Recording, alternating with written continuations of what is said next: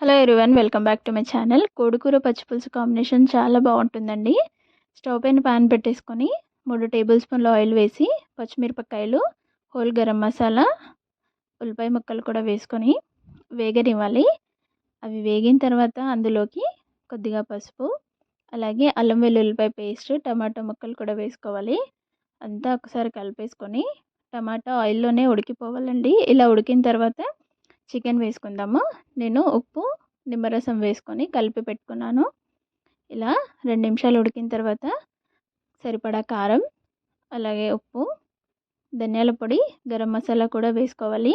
పచ్చిపులుసు కాంబినేషన్లోకి ఇలా వండుకుంటేనే టేస్ట్ చాలా బాగుంటుందండి.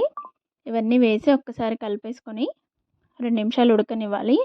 ఇప్పుడు అందులోకి కొత్తిమీర, పుదీనా కూడా వేసుకొని ఒకసారి కలిపేసి తగినన్ని వాటర్ వేసుకొని ఉడకనివ్వాలి.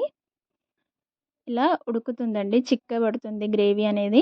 ఆలోపు చికెన్ కూడా ఉడికిపోతుంది. ఇలా ఉడికితే సరిపోతుందండి, గ్రేవీ కూడా ఉంటుంది. అంతే అండి, కొత్తిమీర వేసుకొని స్టవ్ ఆఫ్ చేసుకుంటే సరిపోతుంది. పచ్చిపులుసు కూడా రెడీ అయిపోయిందండి. ఈ రెండింటి కాంబినేషన్ మీకు ఎంతమందికి ఇష్టమో కామెంట్ చేయండి. అలాగే నా వీడియో కనుక నచ్చితే ప్లీజ్ లైక్ చేయండి, షేర్ చేయండి, సబ్స్క్రైబ్ చేసుకోండి. Thank you so much for watching.